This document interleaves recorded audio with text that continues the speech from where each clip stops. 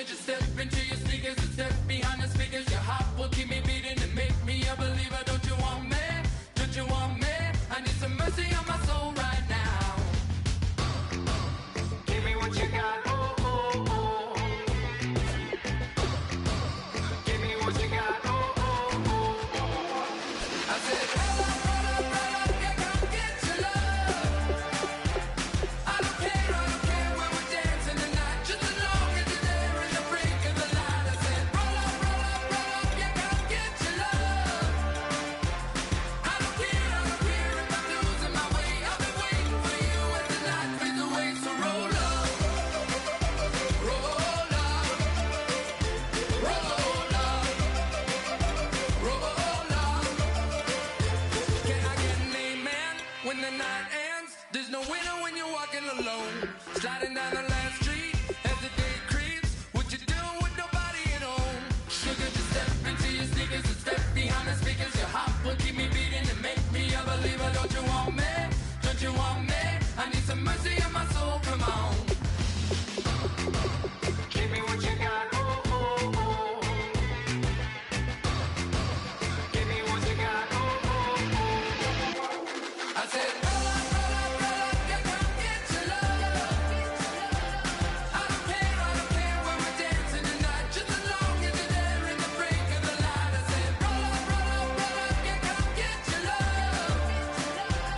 I don't care if I'm losing my way. I've been waiting for you as the night fades away. So roll up, roll up, roll up, roll up.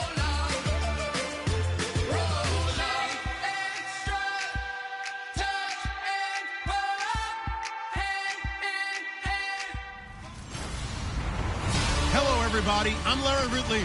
You're tuned in to the NFL on EA Sports. A pair of tight ends will be on the field today looking to...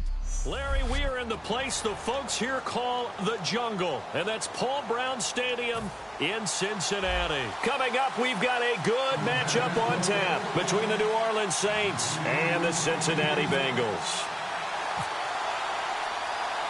There's Mike Nugent now to put this one in the air, and we are underway from Cincinnati. This is fielded a couple yards deep. And he'll get it up past the 20 to the 22-yard line.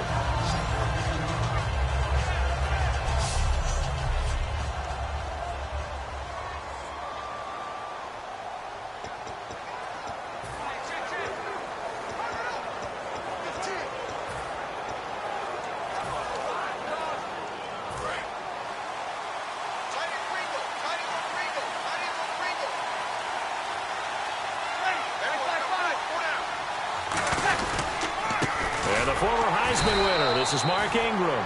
Give him 3 on first down. It'll set up a 2nd and 7. The headshots here are the offensive unit. And what about Brandon Cooks? If he's not a 1,000-yard receiver every year he's healthy in the league, I'll be surprised. Came out of college wanting to be a pro, studied all the best receivers in the NFL before he even got to the league. Now it's 2nd and 7.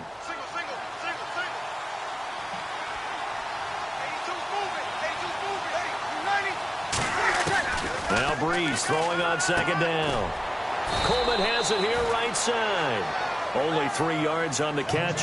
It's 3rd down. And the Bengals starting defensive unit now. Vontaze Burfict is a super talent and a fierce competitor. He can do it all at the linebacker position.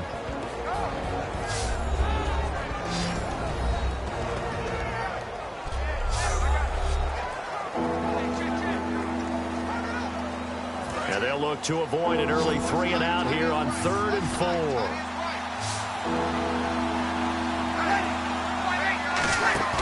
Play action to Spiller. Now rush coming, and he's taken down. Ray Maualuga coming in to drop it for a loss of 8, and it'll be 4th down. And we talk about players blitzing all the time. I often laugh and sometimes call it just straight-ahead pursuit. What a running start right back to the backfield for him. Yeah, it really didn't give anybody a chance to get up there and stop it. No, I mean, that's really, really difficult. You're asking a whole lot anyway, but when he gets that kind of a start and comes through clean, oftentimes the advantage definitely goes to the defensive player. Spins past another. My man. A very good return there. Give him an even 20 yards. And the Bengals take possession. And now we see Andy Dalton bring Cincinnati out there. And Cincinnati, gosh, first time under Andy Dalton, they haven't been in the playoffs. His first 5 years, they made it. This year, 6-9-1. He threw for 4,200 yards, second best total of his career. But again, that's a quarterback who would trade those numbers to be back in the playoffs. Yeah, hollow numbers for Andy Dalton. Let's face it, it started last offseason.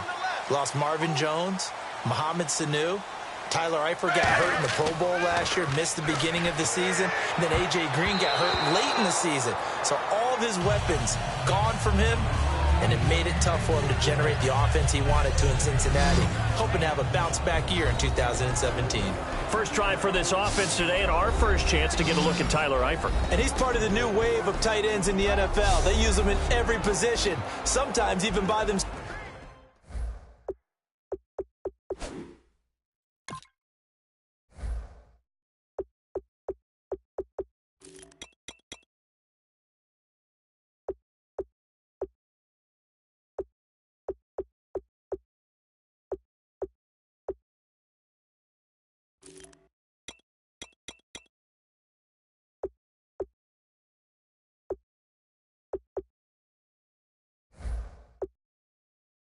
As a wide receiver.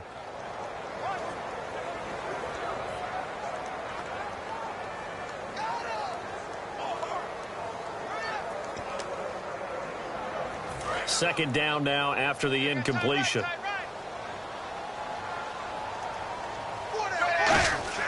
Second and 10. Dalton once more. On the screen, Bernard. He lost 2 there, and it's third down. Now, that screen there on second down certainly didn't develop how they had hoped. Is that one they should have even tried, or is that one the quarterback sticks in his pocket? I think the latter. I like what you said there, because trying it is one thing. We can second-guess just about every call. But in this case, when you realize it is broken down, just throw it at the feet of your intended receiver so that no one can pick it off, right? You don't have the ball tipped up in the air, and you come back and try and pick up the first down on third down. That way you don't lose any yardage. Brandon LaFell, his intended target, and fourth down coming up. Well, no second-guessing the call here. It was third and long. And now a whistle and a timeout call.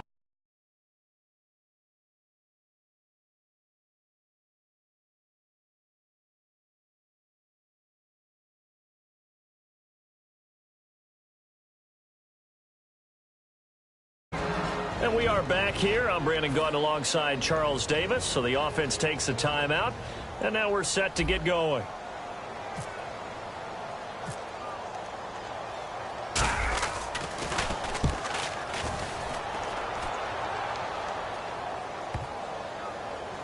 And a great job.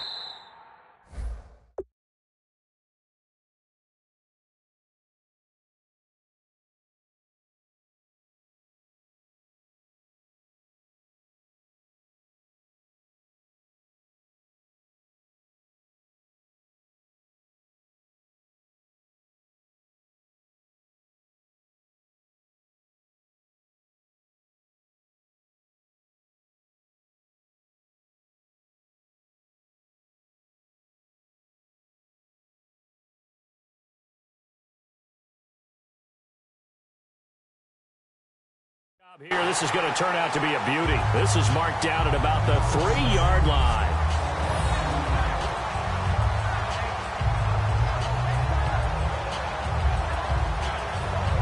Out onto the field comes New Orleans. And they'll certainly be trying to do better than that first drive where they went 3 and out. And sometimes the first drive is just simply to settle nerves. You know what it's like at the start of a game with the emotion. Guys a little bit jumpy. But you do. Oh, you understand the same way. It's just like us calling one, right? Making sure we ease into the game, let it come to us. Well, you went and 3 now and they out. have that opportunity. No, you didn't go 3 and out. I went 3 and out on that first drive. I'll try to do better here. For Ingram, he topped the 1,000-yard.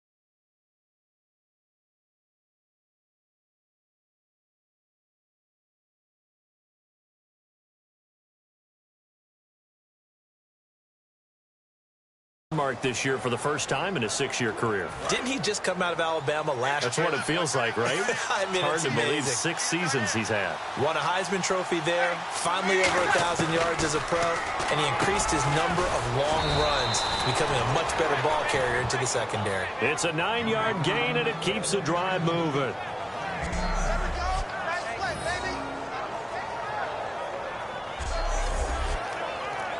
Offense comes to the line now, 1st and 10.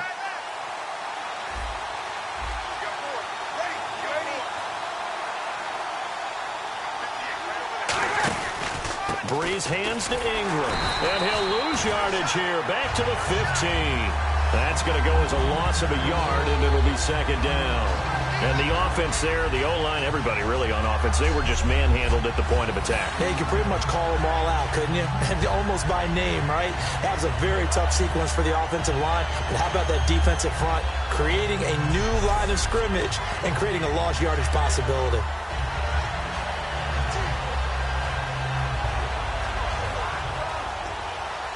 A little bit of ground to make up for the offense as they face a 2nd and 11.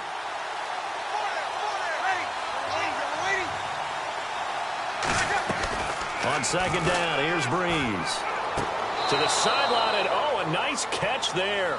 Made sure the feet were inbounds, and they were. Was that a receiver? Yeah, actually it was. It was a running back who was a receiver on the play.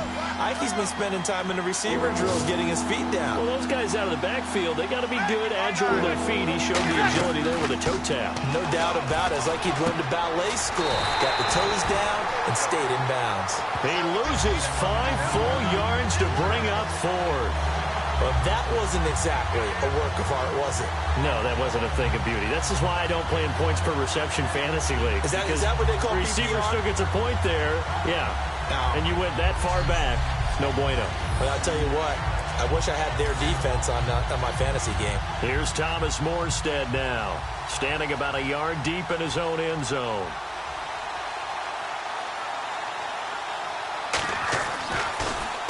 He gets this one away, and boy, it's another boomer. Here's Jones. 12 yards on the return that time, and the offense will come back onto the field for the 1st and 10. The Bengals offense now, they head back onto the field. And on the first drive, 3 and out. And I know that these are professional athletes, but I would imagine sometimes you get the nerves at the beginning of a game still, don't you? Those don't ever go away. And typically, what I've heard... I don't think Dalton liked the matchup there. He's going to call a timeout. And that's their 2nd charge timeout here in this 1st quarter. They're down to 1 remaining.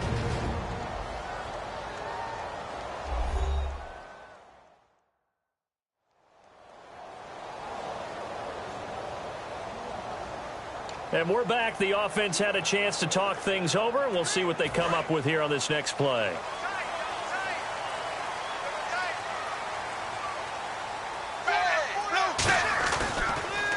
Now a first carry for Giovanni Bernard. And he'll get this up to about the 38-yard line. 2 yards on the carry there. It'll be 2nd down. And now a look at the Saints starting defense. Cameron Jordan is now one of those versatile defensive linemen that you can play all up and down the front. Whether he's playing tackle or end, he knows how to make plays. They'll run again with Bernard. Looking for a seam, but finding none. He'll get back to the line of scrimmage, and that's it. And they'll lose a yard that time, and that's going to lead to a 3rd down.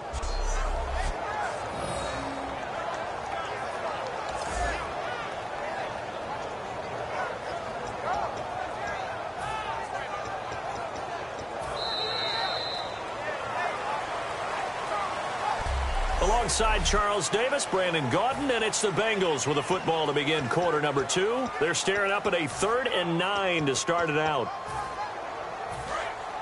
Looks like the defense in press coverage here.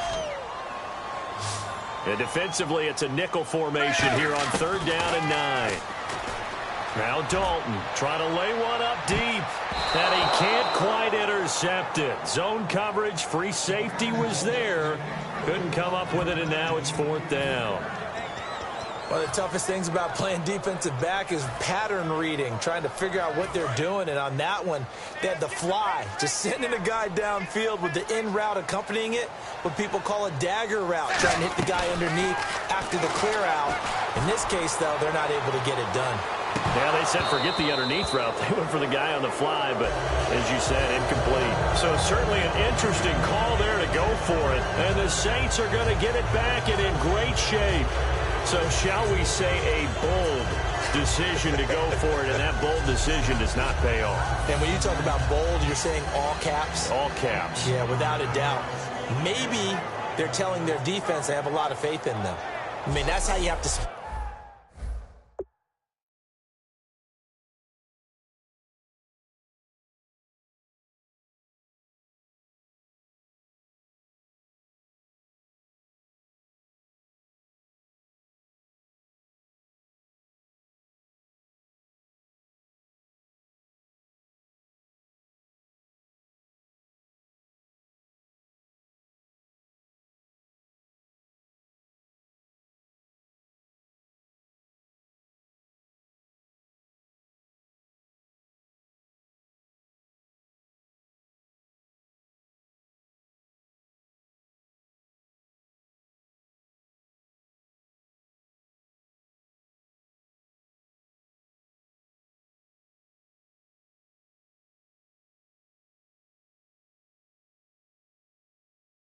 Bennett, is it?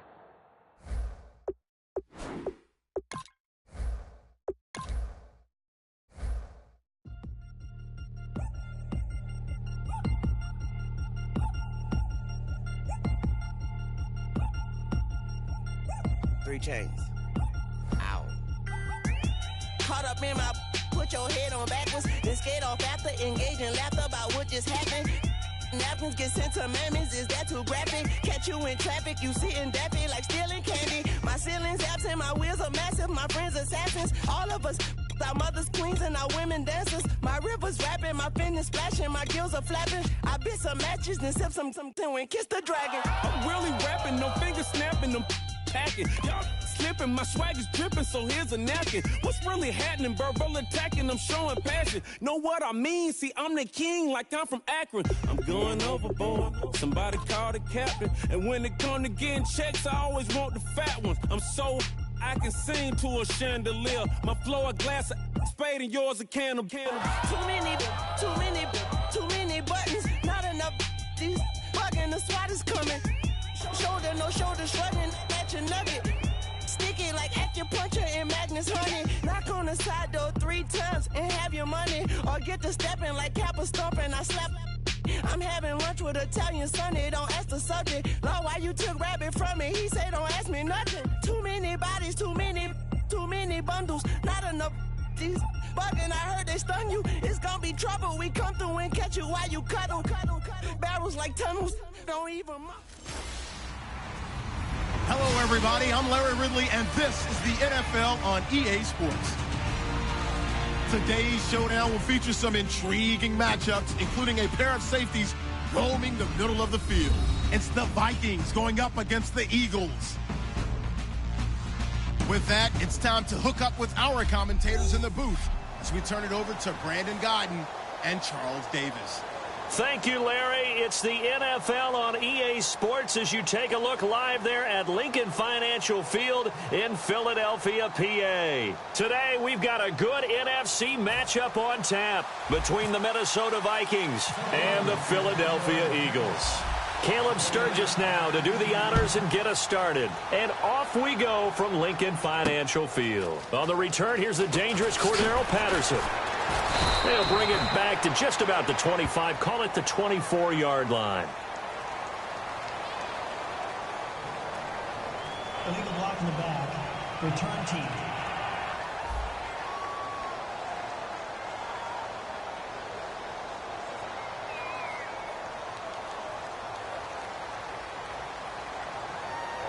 That penalty is declined.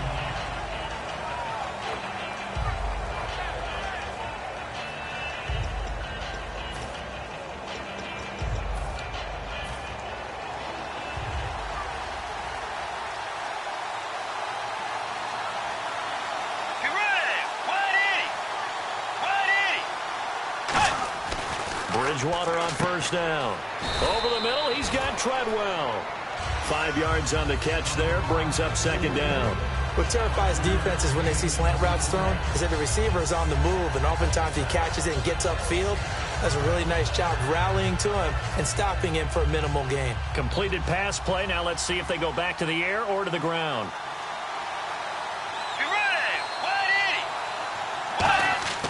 Bridgewater now on second down. Throwing over the middle, and it's incomplete. Stephon Diggs, his intended receiver, and it'll bring up third down. Third play here, this opening drive, as they're up against a 3rd and 5. Let's go. Play 90. Bridgewater from the gun on third down. And he couldn't hang on to it through the contact. Incomplete. We know it's not an easy job to go out and catch passes when people are trying to tackle you and knock the ball away. But the bottom line is, that's a pass he's got to have and a pass he should have caught.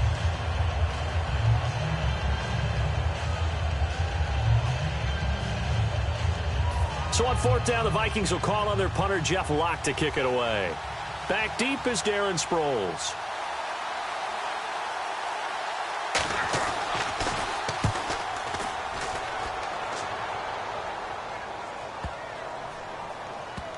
And great special teams work here. This is knocking on the door of the 5. They'll spot it at the 6-yard line.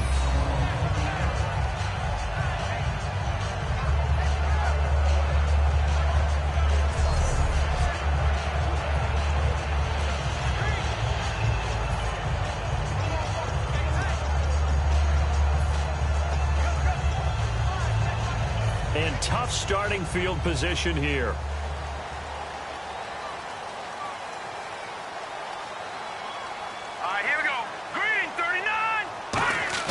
They go play action here on first down.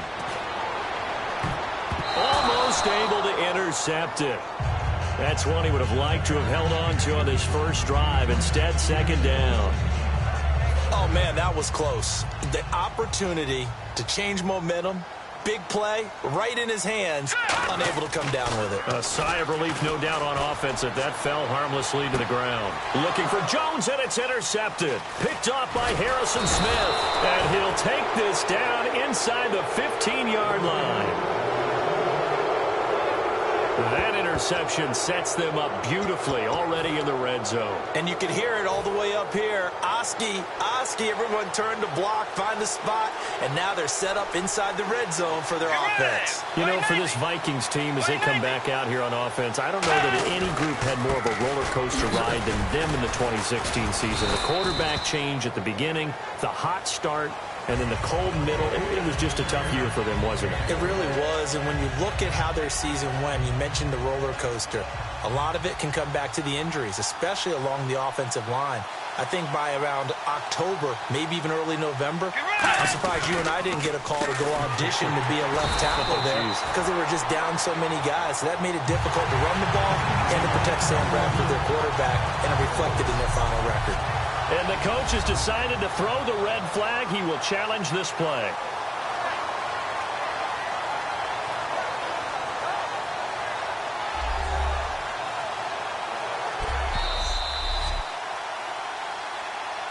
After review of the play, the ruling on the field stands.